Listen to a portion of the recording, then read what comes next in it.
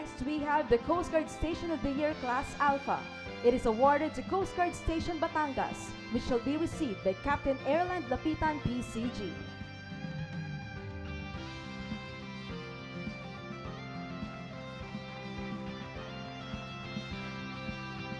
The next is for Coast Guard Station of the Year Class Bravo. It is awarded to Coast Guard Station Malacanang, which shall be received by Lieutenant Commander Michael John Encina, PCG.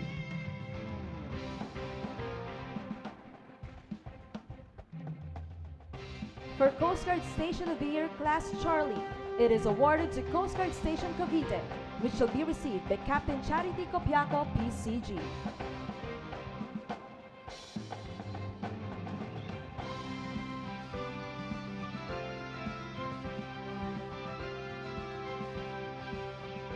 The Coast Guard Non-Officer of the Year is hereby awarded to Petty Officer First Class Toto Jailani, PCG.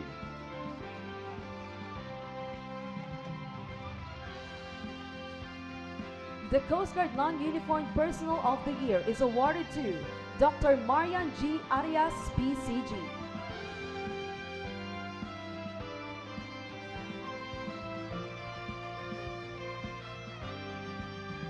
The 97-meter Vessel of the Year is hereby awarded to BRP Teresa Magbanwa, MRRV 9701, which shall be received by Lieutenant Junior Grade Ian Julius Buyat, PCG.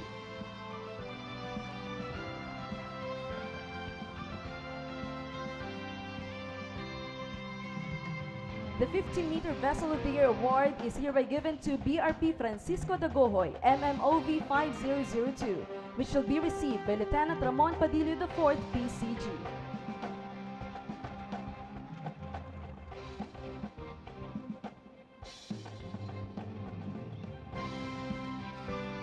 The 44-meter Vessel of the Year is hereby awarded to BRP Cabra, MRRV 4409, which shall be received by Commander Emmanuel Dangate, PCG.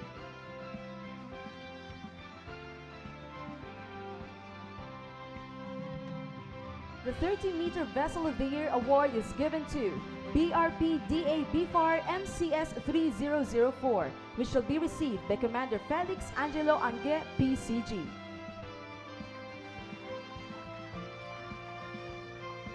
The 24-meter Vessel of the Year is awarded to BRP Boracay, FPB 2401, which shall be received by Lieutenant Junior Grade RJ Sampang, PCG.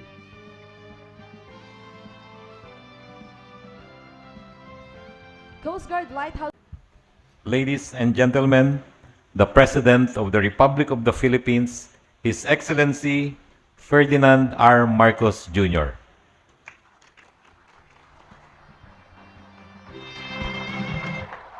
Thank you very much to our Transportation Secretary, Secretary Jimmy Bautista. Please be seated.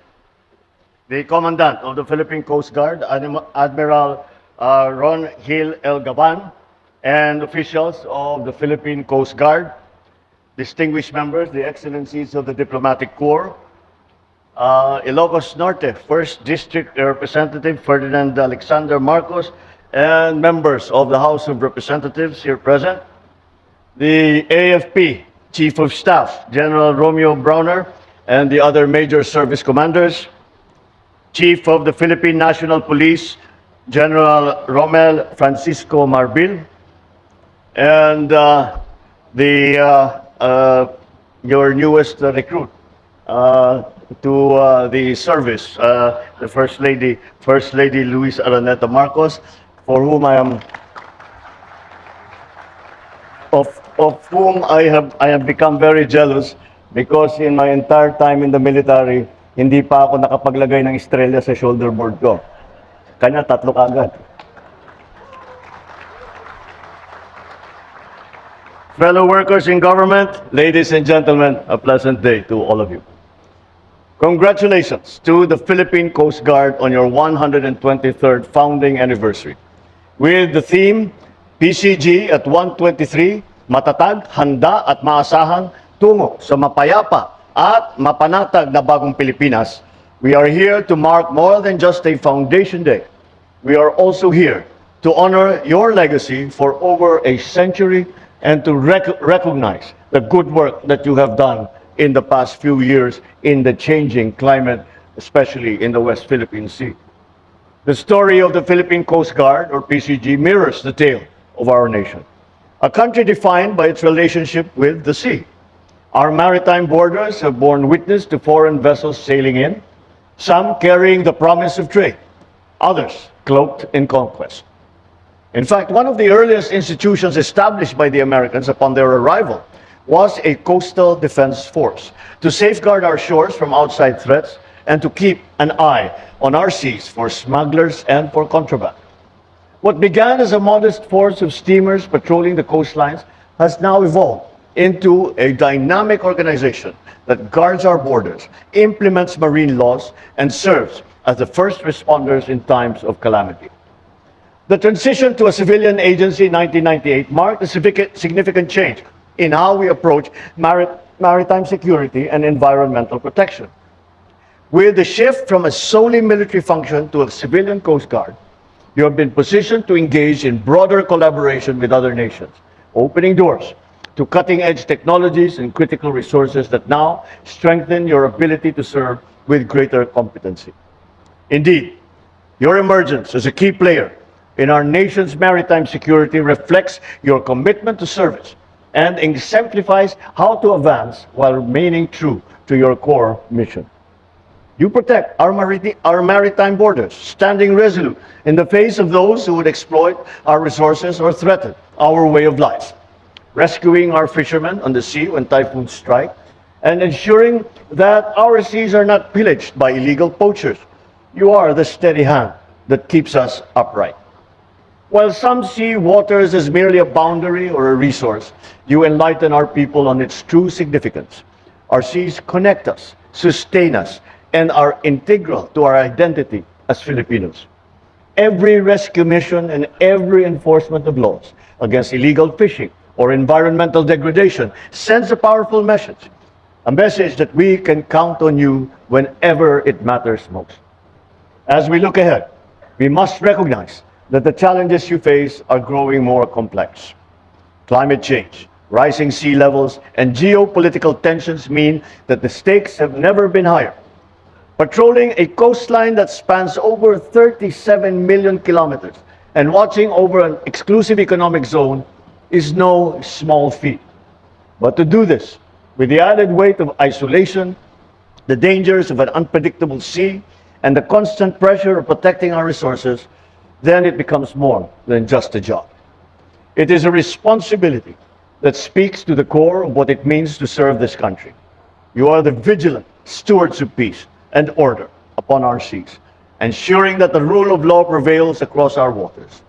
In the face of tension, it is your calm resolve that prevents disputes from turning into conflicts, demonstrating to the world that embracing dialogue and cooperation is the true essence of strength. This is manifested as well by our awardees, to whom I express my gratitude and my deepest congratulations. Words and awards are always never quite enough to express our appreciation for your unwavering commitment and tireless service. This administration reaffirms its support to efforts that will improve your fleet and our air assets as well, to maritime domain awareness, weapons capability, and necessary infrastructure development. This will boost your capacity to respond to any operations. Be assured, you're never alone in carrying the weight of this mission. Therefore, I enjoin you to work with other concerned agencies in fulfilling your mandate of ensuring the safety of life and property at sea, protecting our environment, and enforcing maritime laws. Before I end, allow me to recognize our First Lady, Lisa Araneta Marcos, who recently joined the Philippine Coast Guard Auxiliary. This is not surprising because of her commitment to preserving our marine environment. May each of us also find it within us to be a member of the Philippine Coast Guard Auxiliary. And I see some of the prominent members who have also joined the First Lady in becoming part of the Coast Guard Auxiliary. Well done. And so as we mark this 123rd anniversary, let us not simply celebrate the past. We must commit to the future, a bagong Pilipinas, where the Coast Guard continues to symbolize courage, resilience, steadfast dedication to our people. Maraming salamat. Mabuhay ang Philippine Coast Guard. Mabuhay ang bagong Pilipinas. Magandang hapon po sa inyo lahat. Thank you, Mr. President.